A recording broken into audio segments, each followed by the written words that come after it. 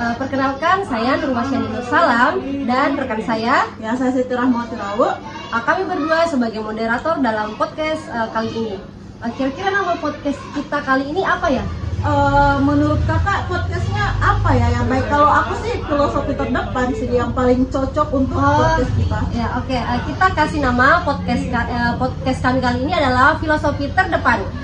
Jadi kita itu kedepannya bakalan membahas tentang nilai-nilai Pancasila sebagai entitas dan identitas bangsa Indonesia. Ya, kalau kita membahas Pancasila sebagai entitas, pasti kita juga bakal menjurus ke perwujudan pendidikan kepada peserta didik di abad ke-21, Kak. Jadi terlalu jauh dulu ya, kita bakalan memperkenalkan narasumber kami yang 4 orang, teman kami ada 4 orang. Jadi perkenalkan narasumber pertama kami adalah. Perkenalkan, nama saya Rizky Ramadhani Yasin sebagai narasumber pertama. Baik, untuk selanjutnya saya Rizky Anika Marudin sebagai narasumber kedua. Saya Nurmita Sri Rahayu Ruslan sebagai narasumber ketiga. Dan saya Rahmati Basir sebagai narasumber keempat. Oke, yang pertama saya mau tanya sama saudari Reski dulu ya sebagai narasumber pertama. Pertanyaan saya itu seputar bagaimana sih menurut saudari Reski tentang Pancasila sebagai entitas dan identitas bangsa kalau dilihat dari perspektif kodrat alam yang kita pelajari di topik sebelumnya. Baik, menurut saya dari perspektif kodrat alam, yaitu Pancasila sebagai entitas dan identitas bangsa Indonesia mencerminkan prinsip-prinsip dasar yang dianggap berasal dari kodrat alam manusia itu sendiri, seperti contohnya nilai-nilai keadilan, persatuan, gotong royong, dan demokrasi dapat dianggap sebagai refleksi dari kebutuhan alami manusia untuk hidup bersama secara harmonis dan beradab. Sebagai pandangan hidup bangsa, Pancasila juga memberikan landasan moral dan etis yang sesuai dengan kodrat alam manusia dalam menjalani kehidupan bermasyarakat. Itu dari saya. Luar biasa ya jawaban dari Rizky. Saudari Mawati Rau sempat mau bertanya lagi sama narasumber yang kedua. Oke. Sebenarnya sih banyak pertanyaan ya yang ingin saya sampaikan, cuman berkaitan dengan pertanyaan dari moderator 1, kan Rizky menjawab tentang kodrat alam. Nah, sekarang saya ingin bertanya kepada narasumber kedua tentang kodrat samannya dengan pertanyaan yang sama tadi. Jadi maksudnya dilihat dari perspektif kodrat saman. Baik. Baik, dari perspektif kodrat saman, menurut saya evaluasi masyarakat dan perkembangan zaman itu menuntut adanya penyelesaian dalam pemahaman dan penerapan nilai-nilai Pancasila. Dalam pendidikan abad ke-21 ini, perwujudan profil pelajar Pancasila yang berpihak pada peserta didik harus responsif terhadap tuntutan zaman yang terus akan berubah. Dari perspektif kodrat alam dan kodrat saman ini, perwujudan profil Pancasila ini dalam pendidikan abad ke-21 haruslah mengakar pada nilai-nilai yang bersifat universal dan timeless, sekaligus mampu beradaptasi dengan dinamika zaman. Ini membutuhkan kesadaran dan kebutuhan akan nilai-nilai Pancasila sebagai landasan moral dan etis, sekaligus kemampuan untuk menerapkan nilai-nilai tersebut dalam konteks yang relevan dengan tuntutan zaman yang terus berubah. Mungkin itu jawaban dari saya pada saat perspektif, menurut saya itu perspektif kodrat saman. Oh iya, yang saya tangkap dari jawaban saudari Reski bahwa pada saat kita sebagai seorang pendidik mengajar, kita harus mengikuti kodrat samannya. Ya, baik. Jadi kita tidak boleh mengajar terpaku dengan zaman dulu ya. Jadi kita mengharap pada akan terus berkembang. Iya, betul. Jawaban dari saudari Reski sangat bagus ya. Iya. Jadi bisa dilihat dari kedua narasumber ini tentang kodrat saman dan kodrat alam.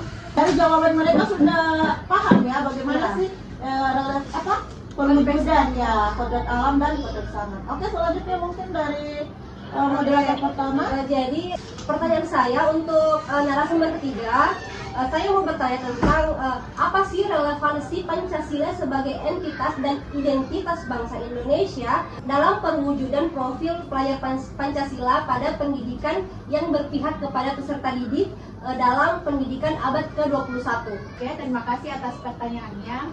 Jadi menurut saya, Pancasila sebagai entitas dan identitas bangsa Indonesia memiliki relevansi yang sangat penting dalam konteks pendidikan abad ke-21 yang berpihak pada peserta didik.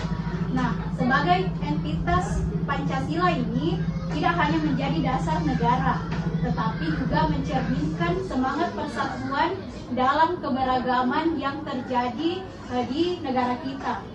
Tetapi juga mencerminkan semangat persatuan dalam keberagaman yang memiliki identitas utama bangsa Indonesia. Dalam konteks pendidikan, misalnya Pancasila berperan sebagai panduan modal dan nilai-nilai yang membimbing proses pembentukan karakter siswa. Jawabannya dari Miftah luar biasa sekali. Yang lain mungkin ada yang mau ditambahkan kah, ataukah sependapat atau tidak sependapat dengan jawaban dari narasumber ketiga kita? Baik, di sini sedikit saya ingin tambahkan mengenai entitas dan identitas bangsa Indonesia dan perwujudan profil pelajar Pancasila ya pada pendidikan yang dimana yang berpihak pada peserta didik, karena kita ini sudah berada pada abad ke-21 ya. Baik, pendidikan yang berpihak pada peserta didik dengan nilai-nilai Pancasila memainkan peran penting dalam membentuk karakter, etika, dan moralitas peserta didik di abad yang saat ini kita ke abad 21. Menjadikan mereka bukan hanya sebagai generasi yang cerdas secara akademis, tetapi juga sebagai warga negara yang berintegritas. Apa itu relevansinya? Contoh yang pertama yaitu Pancasila adalah ideologi dasar dan fondasi dari identitas dan karakter bangsa Indonesia. Melalui pendidikan, nilai-nilai juga itu Pancasila ditanamkan dalam diri peserta didik sebagai bagian dari identitas nasional mereka. Mungkin itu tambahan sedikit dari saya kembalikan ke moderator. Wow, luar biasa ya Kak. Iya. Jujur dari jawaban-jawaban mereka saya baru tahu lah kalau ternyata seluas itu ya materi tentang Pancasila sebagai identitas bangsa Indonesia dan perwujudan pendidikan ke abad 21. Bagaimana menurut Kakak? Apakah baru pertama kali mendengarnya atau memang sudah ada? Kalau dari saya sendiri sih, sekarang saya baru tahu bahwa tugas sebagai seorang pendidik itu sangat berat, karena sekarang tugas sebagai pendidik itu bukan hanya semata-mata mengajar siswa, tetapi bagaimana cara kita memanusiakan manusia seperti itu. Bagaimana cara kita Membentuk karakter peserta didik. membentuk karakter peserta didik. Bagaimana cara kita mengajar yang harus berpihak kepada peserta didik itu sendiri. Dan itu baru saya temukan kali ini di podcast kali ini. Pandangan saya terbuka akan hal itu. Jadi memang podcast ini sangat bermanfaat ya. Dan makanya kita menghadirkan ada 4 narasumber yang luar biasa ini dengan pemahaman yang luar biasa juga. Oke, selanjutnya mungkin saya akan bertanya pada pertanyaan terakhir kepada narasumber terakhir, yaitu narasumber keempat, berkesinambungan dengan pertanyaan-pertanyaan dari tadi ya, mengenai bagaimana sih perwujudan profil pelajar Pancasila pada pendidikan yang berpihak pada peserta didik dalam pendidikan abad ke-21. Oke, saya persilakan kepada narasumber keempat. Baik, untuk perwujudan profil pelajar Pancasila pada pendidikan yang berpihak pada peserta didik dalam pendidikan abad ke-21 ya. Iya. Menurut saya, perwujudan profil pelajar Pancasila pada pendidikan yang berpihak pada peserta didik dalam pendidikan abad ke-21. Dalam pendidikan abad ke-21 menunjukkan kesesuaian antara nilai-nilai Pancasila dengan tuntutan zaman. Profil Pancasila tidak hanya mencangkup pemahaman konseptual, tetapi juga penghayatan nilai-nilai Pancasila secara afektif dan aplikasi praktis dalam kehidupan sehari-hari.